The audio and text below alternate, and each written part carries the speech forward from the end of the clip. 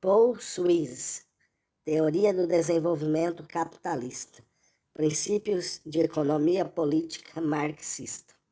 Primeira parte, o valor e a mais-valia. Capítulo 1, o método de Marx. A discussão da metodologia na economia, como em outros assuntos, costuma ser cansativa e não compensadora.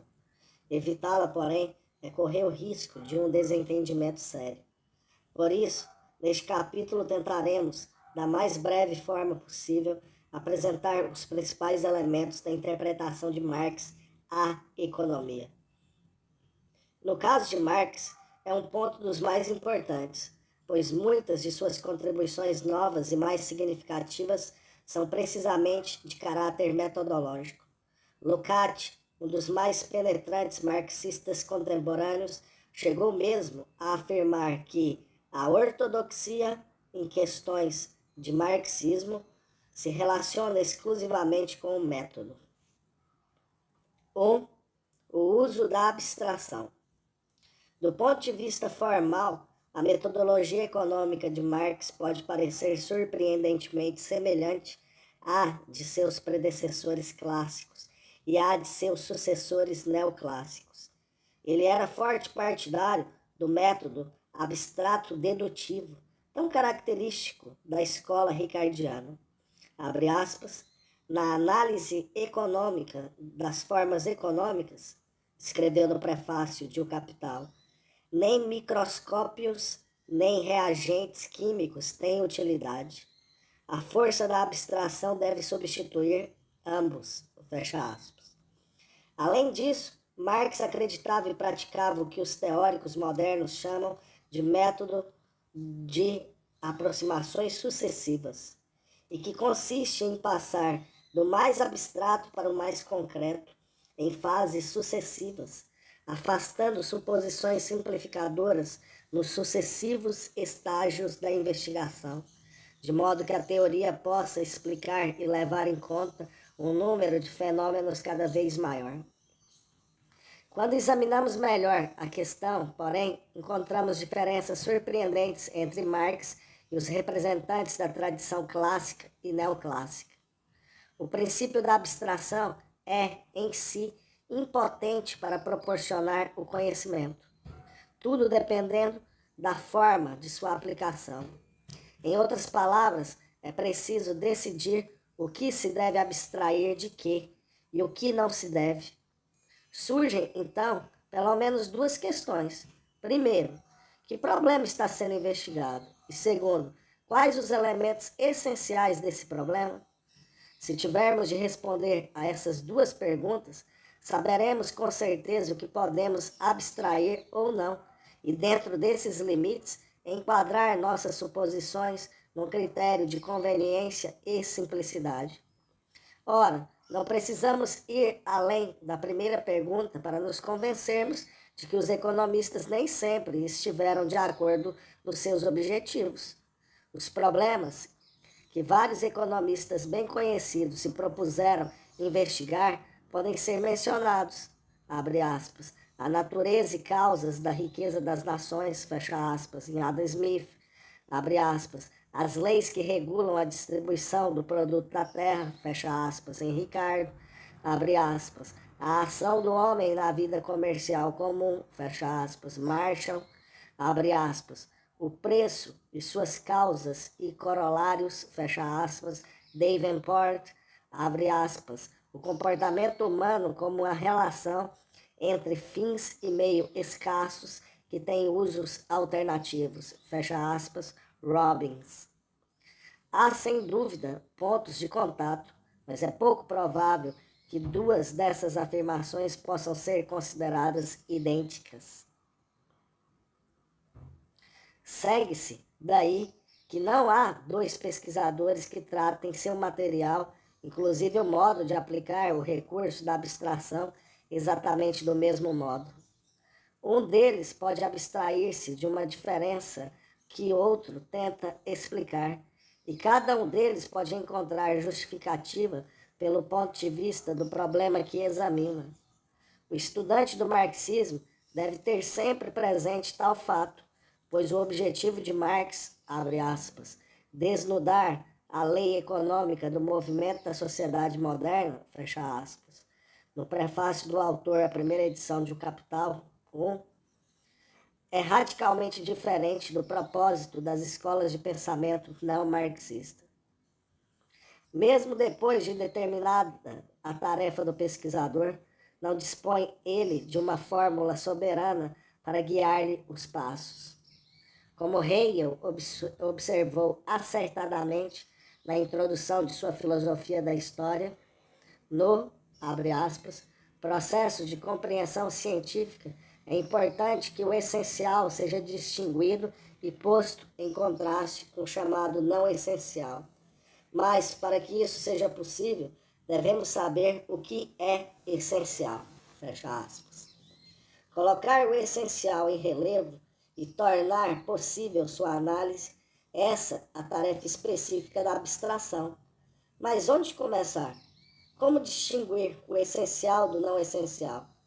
A metodologia pode formular tais perguntas, mas infelizmente não lhes pode proporcionar respostas sob medida. Se assim fosse, o processo de compreensão científica seria muito mais uma questão de rotina do que na realidade é. Na prática, é necessário formular hipóteses sobre o que é essencial, desenvolvê-las e confrontar as conclusões com os dados proporcionados pela experiência. Para compreender a realização de um determinado cientista, devemos, portanto, tentar identificar suas hipóteses chaves, a origem delas e o desenvolvimento de suas implicações. Não será necessário dizer que essa tarefa nem sempre é fácil, mas no caso de Marx, sabemos o bastante sobre sua evolução intelectual para tentar. Quando estudante universitário, Marx concentrou-se na jurisprudência e na filosofia, planejando ingressar no magistério. Suas inclinações radicais, embora na época não fosse nem socialista, impediram-no de conquistar uma cátedra e, em 1842, aceitou a direção do recém-fundado Rheinische Zeitung. Foi como tal que, pela primeira vez, entrou em contato prático com problemas sociais e com as novas ideias sociais, particularmente as socialistas e comunistas que fluíam da França em grandes quantidades nos anos de 1830 e 1840. Numa polêmica com o Augsburger Zeitung, Marx viu-se um pouco embaraçado ao descobrir que não sabia o que pensar do socialismo. Resolveu, pois, estudar seriamente o assunto na primeira oportunidade, pois estava convencido de que valia a pena. A oportunidade não tardou muito. Poucos meses depois, o Rheinische Zeitung era fechado pelas autoridades e Marx viu-se desocupado. Imediatamente mergulhou no estudo intensivo do socialismo e comunismo, da história da França e da economia política inglesa. Foi durante os anos que se seguiram, passados principalmente em Paris e Bruxelas, que rompeu com seu passado filosófico e amadureceu o ponto de vista em que se baseariam seus trabalhos posteriores sobre a economia. Em suma, sua interpretação da economia estava formulada e determinada muito antes que ele se decidisse a fazer de seu estudo a principal ocupação de sua vida. No justamente famoso prefácio à crítica da economia política, vamos encontrar uma referência de Marx ao seu desenvolvimento intelectual durante aqueles anos cruciais. Embora muitos leitores conheçam tal prefácio, talvez não seja inútil reproduzir aqui um trecho dele. Abre aspas. Fui levado por meus estudos, escreveu ele, à conclusão de que as relações jurídicas, bem como as formas do Estado, não poderiam ser compreendidas em si, nem explicadas pelo chamado progresso geral do espírito humano, mas que se baseavam nas condições materiais de vida, resumidas por Hegel, segundo o costume inglês e francês do século XVIII, sob o nome de sociedade civil. A anatomia dessa sociedade civil deve ser procurada na economia política. O estudo desta, que iniciei em Paris, continuei em Bruxelas. A conclusão geral a que cheguei e que, uma vez atingida, continuou a servir como fio condutor de meus estudos, pode ser assim resumida. Na produção social realizada pelos homens, estes entram em relações definidas que são independentes de sua vontade. Tais relações de produção correspondem a uma fase definida do desenvolvimento de sua capacidade material de produção. A soma total dessas relações de produção constitui a estrutura econômica da sociedade, a verdadeira base sobre a qual se elevam as superestruturas jurídica e política, e a qual correspondem formas definidas de consciência social. O modo de produção na vida material determina o caráter geral dos processos de vida social, política e espiritual. Não é a consciência do homem que determina sua existência, mas, pelo contrário, é sua existência social que determina sua consciência. Em certa fase de seu desenvolvimento, as forças materiais de produção na sociedade entram em conflito com as relações de produção existentes, ou, o que é apenas uma expressão jurídica da mesma coisa, com as relações de propriedade dentro das quais haviam operado antes. De formas de desenvolvimento das forças de produção, essas relações se transformam em suas cadeias. Vem então o período da Revolução Social. Com a modificação da base econômica, toda a imensa superestrutura se transforma mais ou menos rapidamente. Fecha aspas. Depreende-se daí que o interesse primordial de Marx era a sociedade como um todo, e mais, especialmente, o processo de modificação social. A economia política, a anatomia da sociedade, é importante não só em si mesma, mas porque é nessa esfera que se encontra o ímpeto da modificação social. Devemos acentuar, já que o contrário tem sido afirmado com tanta frequência, que Marx não procurava reduzir tudo a termos econômicos. Tentava, antes, descobrir as verdadeiras inter-relações entre os fatores econômicos e não econômicos na totalidade da existência social. Tendo chegado à conclusão de que a chave da transformação social está nos movimentos do modo de produção, Marx limitou-se, com efeito, a um estudo exaustivo da economia política do ponto de vista das leis que governam as modificações do modo de produção. Abre aspas, desnudar a lei econômica do movimento da sociedade moderna, fecha aspas, tornou-se o objetivo científico a que dedicou o resto de sua vida. Como, dentro desse objetivo, seria possível reconhecer os aspectos essenciais do problema? Marx conservou, porque pareciam destacar-se sob penetrantes estudos da realidade do desenvolvimento histórico, os elementos do pensamento de Hegel que davam importância ao processo e desenvolvimento através do conflito de forças opostas contraditórias. Ao contrário de Hegel, porém, atribuiu aos conflitos históricos decisivos raízes no modo de produção, ou seja, descobriu que eles eram o que chamavam de conflitos de classes.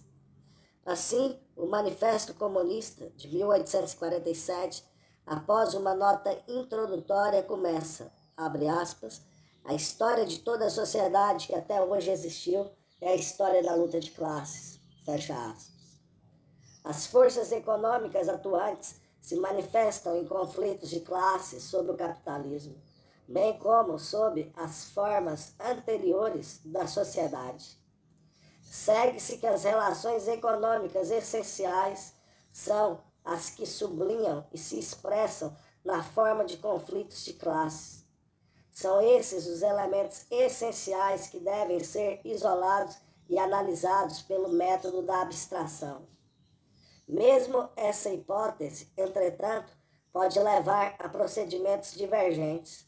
Os economistas clássicos também se interessavam muito pelas raízes econômicas dos conflitos de classes. Num certo sentido, isso representa exatamente o que a distribuição do produto da terra significava para Ricardo. Mas o antagonismo social que atraía sua atenção, tanto intelectual como emocional, era o conflito entre os capitalistas industriais e os senhores de terras. Consequentemente, davam grande importância, por vezes predominante, à terra e à renda derivada de sua propriedade. Realmente, sem um conhecimento da verdadeira doutrina da renda, afirmava Ricardo, abre aspas, é impossível compreender o efeito do progresso da riqueza sobre os lucros e salários ou estabelecer satisfatoriamente a influência dos impostos sobre as diferentes classes da comunidade. Fecha aspas. Marx reconheceu a tendência de dar maior importância à terra e renda, mas considerou-a errônea.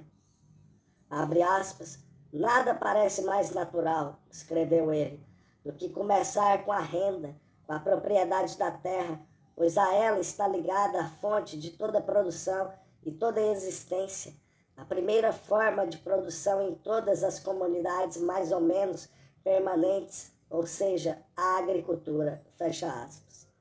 Não obstante, acrescentou imediatamente, abre aspas, nada poderia ser mais errôneo, fecha aspas. Sua razão para adotar tal atitude explica seu procedimento posterior.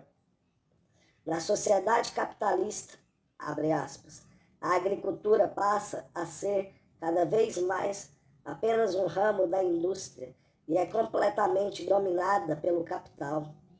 Capital é o poder que tudo domina na sociedade burguesa.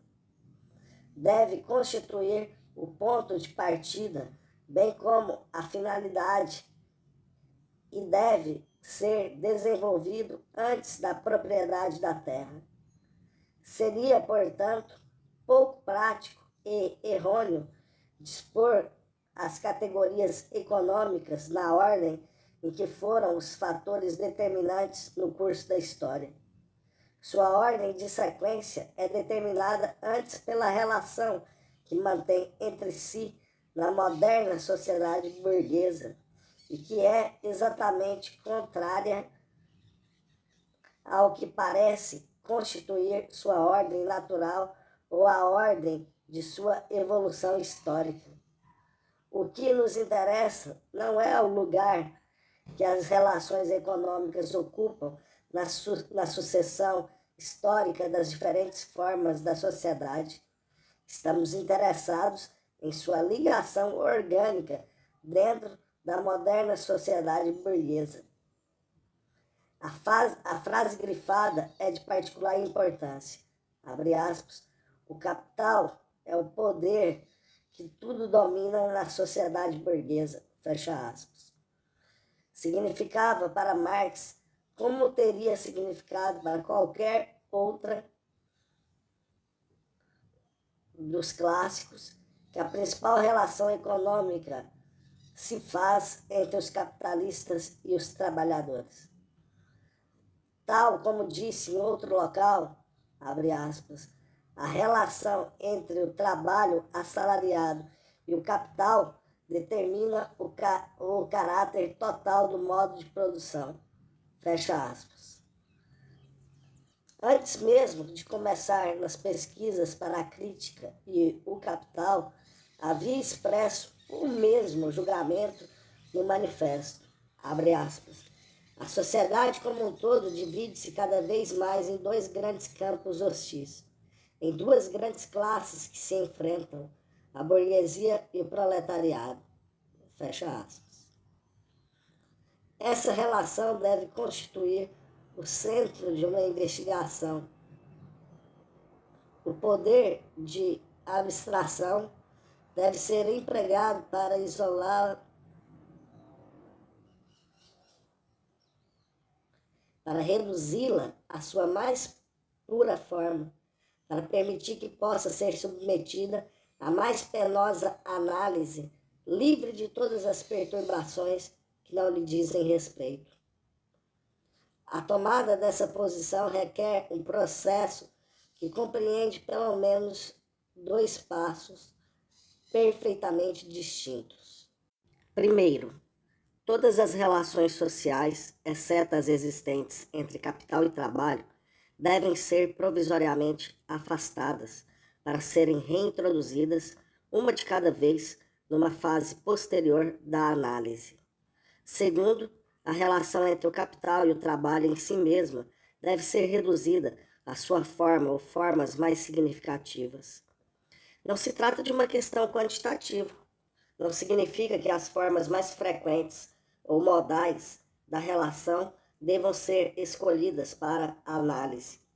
A significação, nesse contexto, é uma questão das características estruturais e tendências de toda a sociedade.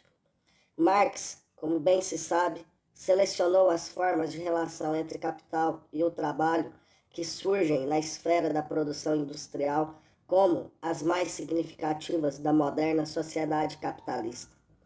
Os capitalistas e os trabalhadores são igualmente reduzidos a certos tipos padrões, dos quais todas as características irrelevantes para a relação sob exame são excluídas. Escreveu ele no prefácio de O Capital, abre aspas, os indivíduos são tratados apenas como personificações de categorias econômicas, representações de determinadas relações de classes e interesses de classes, fecha aspas. Qual a natureza dessa relação entre capital e trabalho? Na forma, é uma relação de troca. O capitalista compra a capacidade de trabalho do operário e este recebe dinheiro do capitalista, com o qual adquire as coisas necessárias para viver. Como relação de troca, é, evidentemente, um caso especial numa ampla classe de relações semelhantes que têm uma forma e estrutura comuns. É claro, portanto, que o estudo da relação entre o capital e o trabalho deve começar com uma análise do fenômeno geral da troca. Chegamos assim ao ponto de partida da economia política de Marx. A parte 1 do primeiro volume de O Capital, que resume a anterior crítica da economia política, é denominada mercadoria. Tudo que se destine habitualmente à troca e não à utilização direta é uma mercadoria. A análise das mercadorias, portanto, envolve a análise das relações de troca e seu aspecto quantitativo, valor de troca, e inclui, além do mais, uma análise do dinheiro. Como mais adiante veremos, alguns dos resultados mais interessantes obtidos por Marx são oriundos do estudo das mercadorias. Tendo estabelecido a base necessária com a análise das mercadorias, Marx passa à tarefa principal. Quase todo o restante do primeiro volume de O Capital é dedicado à relação entre capital e trabalho em suas formas isolada e purificada. Em outras palavras, o volume 1 começa e continua num alto nível de abstração. É difícil para os que não estão familiarizados com o método de Marx acreditar que afirmamos isso seriamente. Mencionam a riqueza material real e histórico que constitui uma característica do volume 1. Não significa isso que Marx era, na verdade, exatamente o contrário de abstrato? Esse raciocínio não é perfeito. A finalidade legítima da abstração na ciência social não é jamais afastar do mundo real, mas isolar certos aspectos dele para investigação intensiva. Quando, portanto, dizemos que operamos no alto nível de abstração, queremos dizer que estamos tratando de um número relativamente pequeno de aspectos da realidade. Não queremos dizer que tais aspectos não sejam suscetíveis de investigação histórica e de ilustração com fatos. Um exame superficial é bastante para indicar que a grande massa de material prático colocado por Marx no volume 1 está diretamente ligada à relação entre o capital e o trabalho e é de caráter ilustrativo ou histórico. Constitui, portanto, uma confirmação e não uma contradição da afirmação de que o volume 1 começa e conserva um alto nível de abstração.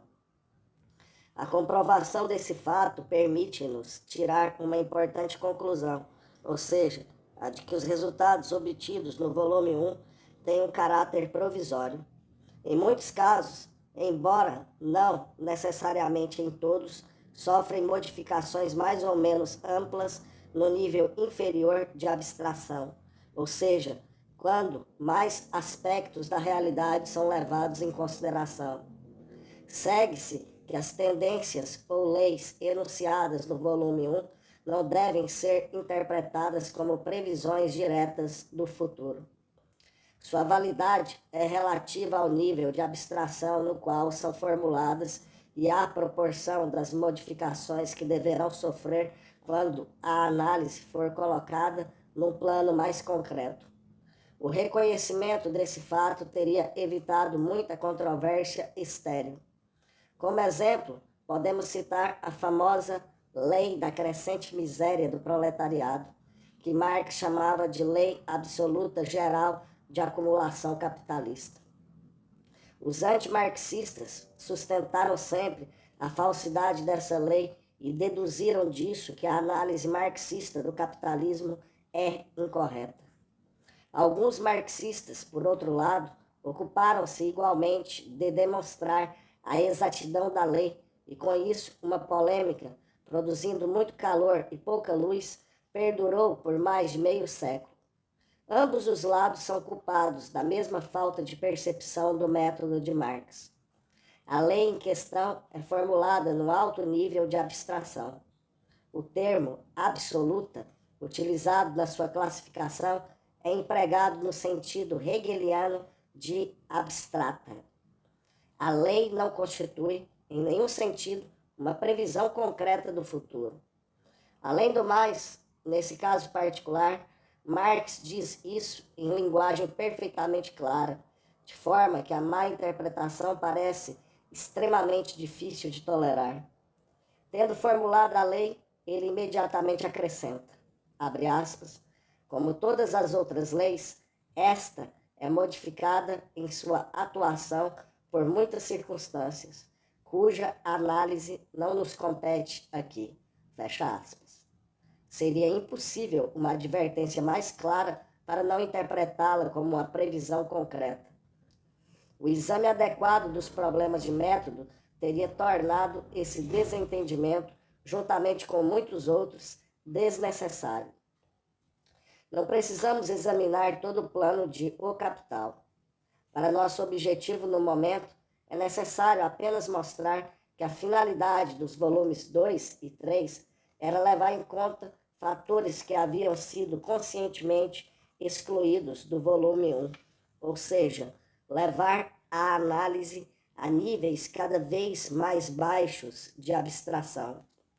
Ao mesmo tempo, e de certa forma, paradoxalmente, os volumes 2 e 3 contêm relativamente menos material prático do que o volume 1, o que se explica por terem ficado inacabados.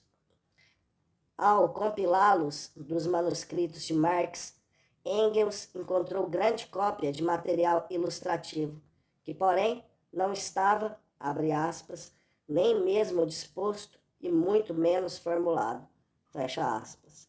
Citação do prefácio do volume 2.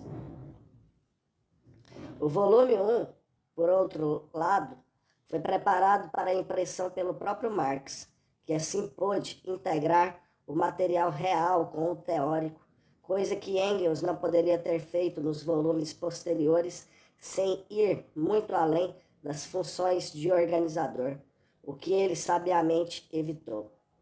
Discutimos a utilização da abstração por Marx em termos gerais e não nos propomos, nesta altura, entrar em casos particulares. Será bom notar, porém, que muitas críticas à economia de Marx são, conscientemente ou não, baseadas na rejeição de suposições com que ele argumenta. Nosso exame deve ajudar a estabelecer critérios pelos quais julgar a validade de tais críticas. Em cada caso, as 3 perguntas seguintes deveriam ser formuladas sobre as suposições simplificadoras ou abstrações que dão origem à crítica. Primeiro, estão formuladas com a devida consideração do problema sob investigação? Segunda, eliminam os elementos não essenciais do problema? Terceiro, deixam de eliminar os elementos essenciais? Se todas as 3 forem respondidas afirmativamente, podemos dizer que o princípio da abstração adequada foi observado. Esse princípio é de grande ajuda na comprovação da relevância e validade de um considerável número de críticas a Marx. 2. Caráter histórico do pensamento de Marx. O método de Marx, diz Lukács, abre aspas, é, em sua mais íntima essência, histórico, fecha aspas. Citação de História e Consciência de Classe. Isto é sem dúvida certo, e qualquer exame do problema que deixe de acentuar tal aspecto pode ser considerado satisfatório. Nota: uma das melhores análises desse aspecto do pensamento de Marx, bem como de todos os problemas tratados neste capítulo, encontra-se em Karl Marx, de 1938. Voltando ao texto, para Marx, a realidade social não é tanto um conjunto específico de relações e ainda menos um conglomerado de coisas. É antes o processo de transformação inerente a um determinado conjunto de relações. Em outras palavras, a realidade social é o processo histórico, processo que, em princípio, não conhece finalidade nem pontos de parada. Os sistemas sociais, como as pessoas, atravessam o ciclo de vida e desaparecem de cena quando, abre aspas, de formas de desenvolvimento das forças de produção, eles se transformam em suas cadeias, fecha aspas. O processo de transformação social, porém, não é puramente mecânico, e sim antes produto da atividade humana, mas atividade limitada pelo gênero de sociedade onde tem suas raízes. Abre aspas, os homens fazem sua própria história, mas não como melhor lhes parece. Não a fazem em circunstâncias por eles mesmos escolhidas, mas em circunstâncias encontradas, dadas e transmitidas pelo passado. Fecha aspas. Escreveu Marx. Citação do 18 Brumário de Luiz Bonaparte. A sociedade tanto se modifica como, dentro de certos limites, pode ser modificada. A aceitação coerente dessa posição leva a uma coerente interpretação histórica da ciência social. Além do mais, e trata-se apenas de outro aspecto da mesma coisa, leva à abordagem crítica de qualquer forma de sociedade, inclusive a presente. A importância desse ponto não pode ser exagerada. O pensamento não marxista pode, caracteristicamente, compreender o caráter transitório de todas as ordens sociais anteriores, ao passo que a mesma faculdade crítica falha quando se trata do próprio sistema capitalista. Isso acontece, sem dúvida, a todas as épocas históricas, até certo ponto. Como mais adiante veremos, porém, há razões especiais para que aconteça de forma particularmente extremada em nossa própria época. Para o pensador moderno típico, como diz Marx, abre aspas, houve história, mas já não há, fecha aspas. Citação da Miséria da Filosofia. A observação de Lukács sobre isso é notável, abre aspas, Essa essência não histórica e anti-histórica do pensamento burguês surge em sua forma mais evidente quando consideramos o problema do presente como um problema histórico.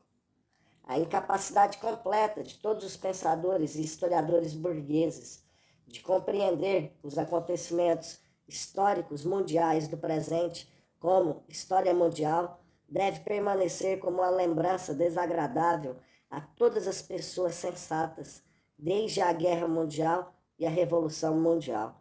Fecha aspas, citação de História e Consciência de Classe.